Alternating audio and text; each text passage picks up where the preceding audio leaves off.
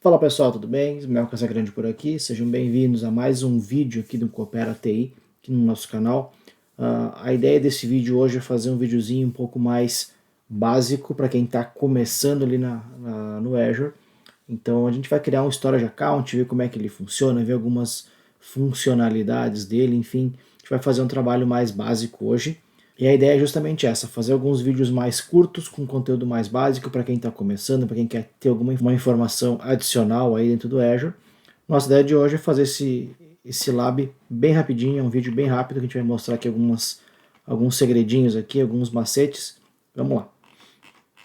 Então, basicamente a gente vai começar aqui, eu estou com o meu portal do Azure aberto aqui já, eu tenho alguns recursos criados aqui para outros laboratórios que eu estou fazendo, mas a minha intenção aqui é criar um storage account, colocar um arquivo dentro dele e acessar ele com uma URL pública, tá? Então eu vou criar um arquivo HTML simples ali dentro dessa storage account, vou acessar ele por uma URL pública, tá? Primeira coisa, eu vou vir aqui, eu posso clicar aqui em Storage Accounts, eu posso vir aqui e procurar por Storage Account, eu posso digitar aqui, né, Storage Account. Eu gosto de criar um recurso por vez, então eu venho aqui nos meus grupos de recursos, vou criar um novo grupo, vou colocar um nome aqui de RG Storage Account, por exemplo, vou deixar aqui na região de East West mesmo. Lembrando que esse é só o grupo de recurso, tá? Então esse é um recurso um pouco mais simples de ser criado para poder organizar os nossos recursos de storage, de computação ou qualquer outro recurso do Azure, poder organizar eles dentro de resource groups, que é como se fosse um container de informações ali, né? Então aqui nosso storage account está criado, storage ACC, vou acessar ele e eu preciso criar agora uma storage account, tá? Vou trabalhar um pouquinho com blob hoje, tá? Então, trabalhando na verdade só com blobs hoje, mas vamos dar uma olhadinha como é que ele funciona. E o blob faz parte do storage account, então eu vou vir aqui na busca, ou eu vou aqui dentro do painel do Azure mesmo, eu vou pela busca, eu gosto de vir pela busca, que é mais fácil de localizar.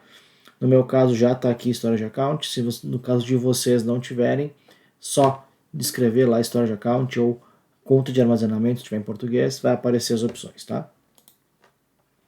Então aqui, vem aqui, vou em criar,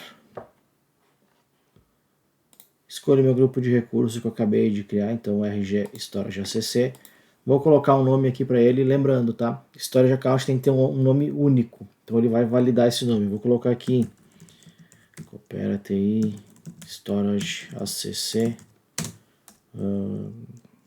V1, por exemplo. Quando eu trocar aqui de campo, ele vai validar esse nome. Vou deixar na região East-West também. Nível de performance, então eu posso botar aqui Standard ou Premium. Tá? A diferença aqui deles ele até já diz aqui, recomendado para cenários que requerem uma baixa latência. E aqui a maioria dos cenários, tá? Que ele vai atender já com um Standard. Redundância, georredundante, nesse caso aqui GRS. Temos as opções de LRS, ZRS e GZRS. Diferença entre essas quatro opções aqui, tá? A diferença basicamente é quantas cópias vai ter dentro do data center. Então, quando ela é LRS, que ela é local, ela vai ter 3 cópias dentro do mesmo data center na região do Azure. Quando ela é georredundante, ela vai ter cópias em uma região secundária do Azure. Quando ela é ZRS, ela vai ter cópias em data centers dentro da zona, dentro da região do Azure. Né? Então ela vai ter uma zona de redundância e vai ter cópias em data centers diferentes. E a GZRS ela faz isso, além de ter uma cópia numa zona diferente, geograficamente ela vai ter em 3 cópias, né, da ZRS. Então a GZRS é um mix, né, na verdade é uma soma do GRS com o ZRS. No nosso caso aqui, laboratório, né, pessoal? Vou colocar aqui como LRS somente. Vou avançar. Aqui tem a parte de segurança. Como eu comentei com vocês, eu vou querer colocar um arquivo aqui dentro, que eu vou acessar ele de forma anônima com uma URL. Então eu vou ter que habilitar essa opção, que ela vem desabilitada por padrão, tá? Até é recomendado que deixe desabilitado. Então ele diz aqui, se a gente botar o mouse aqui em cima desse izinho aqui, né, ele vai nos dizer que por padrão não é permitido acesso anônimo nos conteúdos. Então eu vou habilitar porque eu quero fazer isso. Tá? Normalmente não se habilita, nesse caso aqui vou fazer uso disso. Tá? Então eu posso vir aqui, adicionar, permitir o acesso anônimo. Aqui é a questão de TLS, etc. Né? Então tem algumas questões aqui. Parte de rede, então aqui eu vou definir o que eu quero disso, o que eu quero ter acesso. Né? Eu posso liberar para acesso público de qualquer rede. Eu posso ter acesso público, porém selecionar redes virtuais e IPs que eu vou acessar. Então, caso eu preciso ter um acesso público nessa storage account, eu consigo colocar ali um range de IP ou um IP público que pode fazer acesso a essa informação. E aí a gente pode trazer mais segurança para o ambiente ou desabilitar o acesso público e usar somente o privado. O que é isso, tá? Eu vou poder acessar esse blob somente através das redes virtuais do Azure, né, do meu ambiente de Azure. Nada externo vai conseguir acessar esse blob, esse storage account. Vou deixar aqui como acesso público por conta do nosso laboratório somente. Proteção de dados, aqui é legal também. Isso aqui o pessoal confunde com backup, tá? Não é backup, é uma forma de recuperar. Então eu consigo habilitar o soft delete dentro dessas opções. O que acontece? Tá? Quando eu deleto uma informação, ao invés de simplesmente o Azure apagar a informação, ele vai manter lá numa lixeira por 7 dias. Basicamente é isso que ele vai fazer para a gente. Tá? Então não é um backup, é simplesmente uma segurança adicional ali, gravar o arquivo, deixar uma lixeira para os arquivos apagados. Beleza? Então aqui tem o soft delete para blobs. Quantos dias? Eu posso definir aqui os dias, né? Soft delete para containers, também posso definir aqui. E aqui para file share também. Beleza? Então, vou avançar para a criptografia. Vou manter aqui os valores padrão. Adicionar, revisar. E agora eu vou simplesmente criar o nosso storage account. Tá? Quando eu clicar aqui em criar, ele vai demorar um pouquinho. Assim que ele criar, eu já volto aqui com vocês e a gente faz o restante dos testes.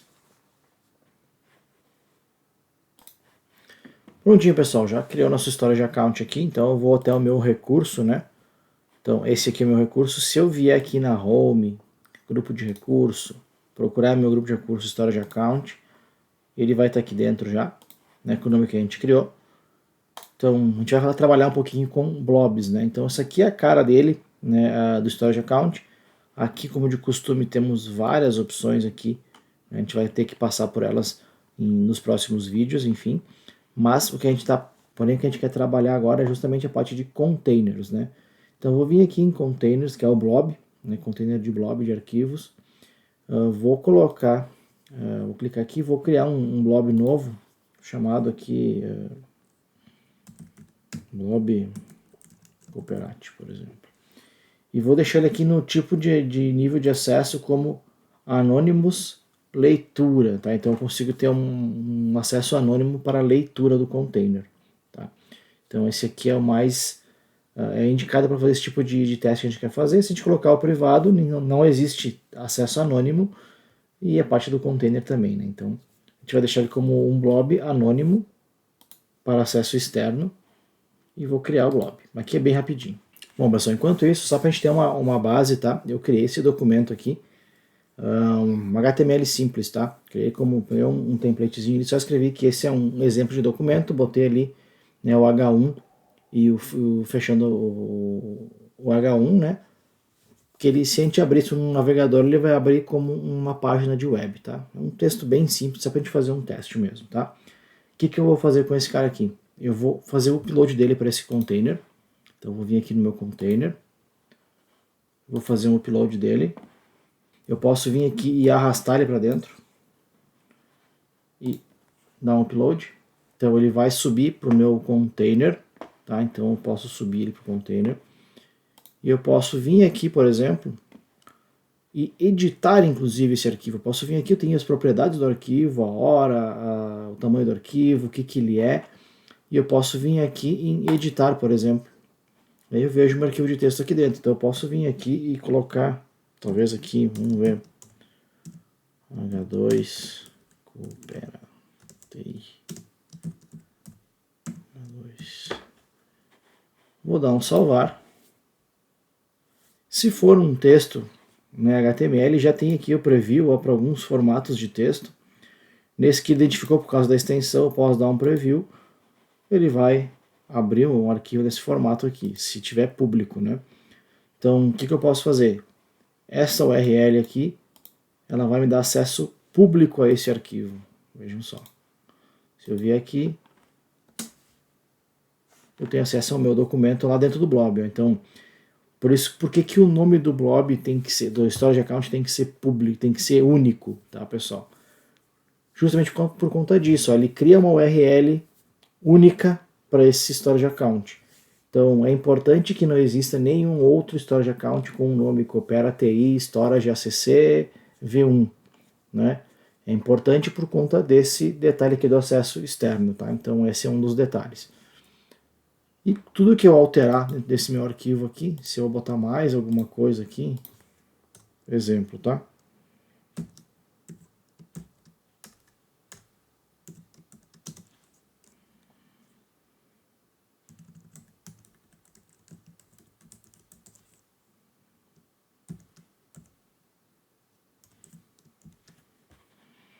E salvar, eu posso ir na mesma URL que eu estava aqui,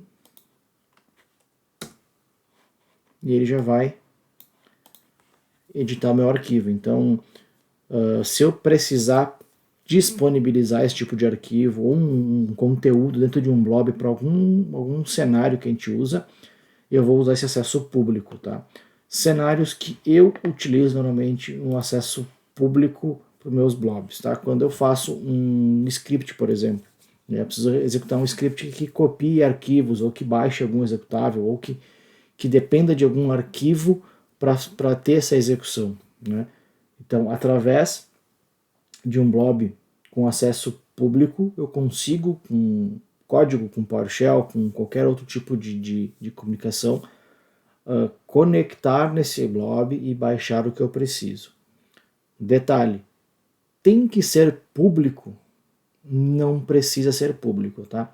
Eu vou mostrar para vocês em outros vídeos como que eu posso fazer esse tipo de script, por exemplo, para baixar algum executável, algum arquivo que seja importante, num script, numa execução de alguma ferramenta que a gente precisa, sem ter que deixar o nosso blob público, tá? Existem mecanismos de proteção para fazer isso. Porém, eu não quero estender demais esse vídeo hoje, então no próximo vídeo a gente fala um pouquinho mais sobre como fazer isso, né? Como fazer esse acesso a um arquivo dentro de um blob de forma segura, usando uma chave e uma URL própria para isso. Beleza?